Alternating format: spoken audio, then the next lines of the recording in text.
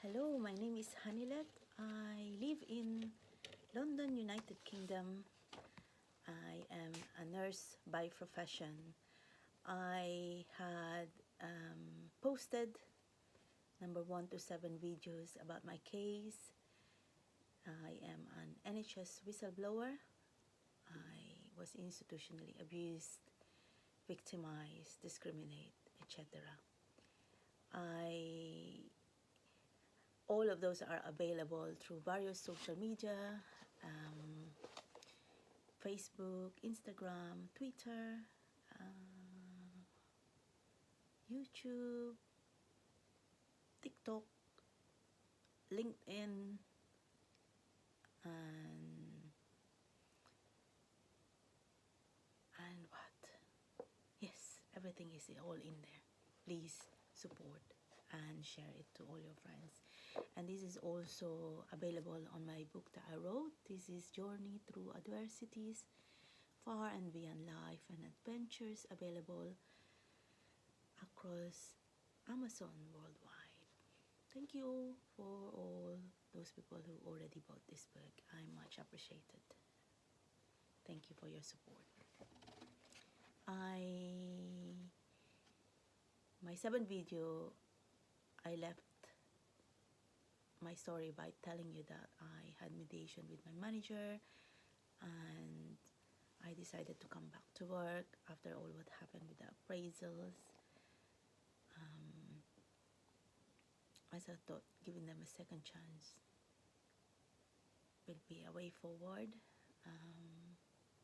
Then I started my 8th video, which is now, by telling you that I found out that we hardly had I found out since I came back to work that we hardly had much patients booked on a transplant.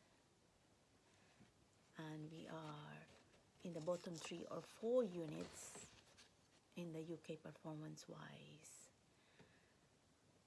I returned with what I thought was a clean slate, but things soon deteriorated again.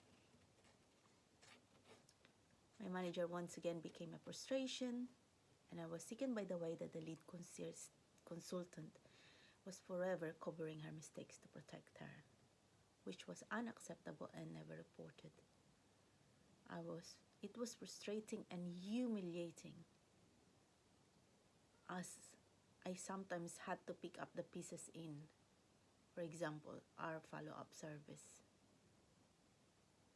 There was a big question mark regarding my manager's performance. More annoyingly was the fact that she blamed others rather than take responsibility herself. A few months later, my manager went on sick leave, and we later discovered that she had left the trust after battling with work issues. Soon after, the lead nephrology consultant also took sick leave for a few months. Our new manager was the consultant nurse. Then on. She was lucky to have been given the post, as she had no experience of the roles of either donor or recipient coordinator. 2 highly experienced senior clinical nurses were therefore has to be supervised by this consultant nurse.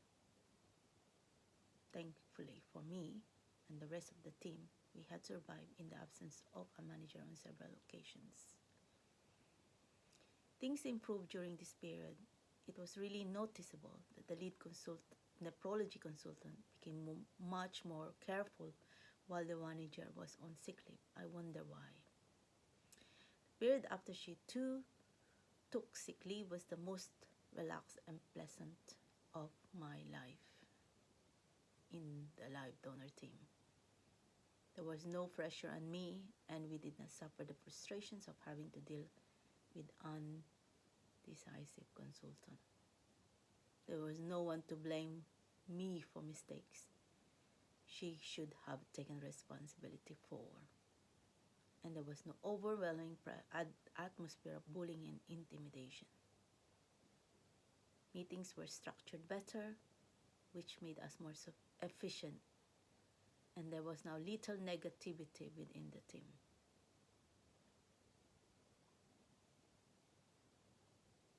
But of course, it was natural that I should wonder why the consultant had taken sick leave. No reason had been given except for stress. And after about 4 months, she suddenly returned to work, came into our office, and apologized to me. Her colleagues joined her and encouraged her to come back and work with us. So she was soon back as one of the nephrology consultants on the live donor team. I was advised that I could discuss clinical matters with another consultant if necessary, rather than her. In any case, she was apparently no longer our lead nephrology consultant. Along with the rest of the team, I welcomed her back, and she was soon carrying out her full workload. However, she still had an unprofessional attitude towards me. The burdensome patient's case reviews were complex, and I was intimidated by the way she commented on my preparation for this. As always, I prepared well, but she intimidated me in front of the team, which I found unacceptable.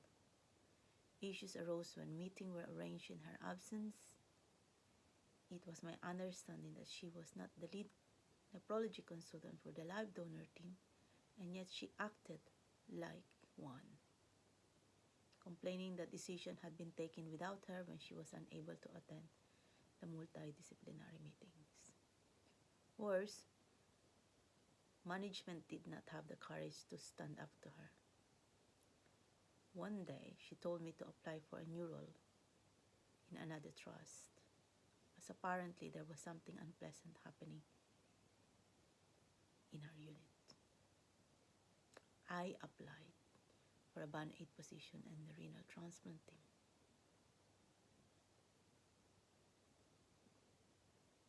As I felt once again I would be the target of her intimidation, and that I would receive no support from management. Unfortunately, I was unsuccessful as before. My feeling was that there was something bizarre happening at work, and I explained this to my manager. I was fed up working with a consultant as I could not please her. Whatever I did, bullying also seemed to be in the reg. For example, I would receive emails about patients complaining about me, as happened when I was disagreeing with my appraisal score. I knew exactly what institutional racism felt like, and I was experiencing it once again. Although I felt anxious and helpless, there seems to be no option but to carry on with my work. I later received an unpleasant email from my consultant, ML, you know who you are, criticizing my work. Although Filipinos are resilient, having had to deal with many hardships, I felt I could not tolerate this treatment anymore. My work has always been challenging, especially when we are short-staffed due to long-term sickness. For a long period of time, I had to work on my own to keep the service going, even though this was stressful. It was the work I loved to do, but stress caused by bullying and institutional racism was a different matter. It was traumatic and easily triggered. Because I raised a concern about my work situation, I was being bullied and victimized again. The story of my life. I end this number 8 video with that, and I will continue to do another video which is gonna be number 9. But once again, thank you for listening, and thank you for sharing all my posts and supporting them. This is a campaign for my justice. I really appreciate your help. Thank you so much. Goodbye for now. Bye.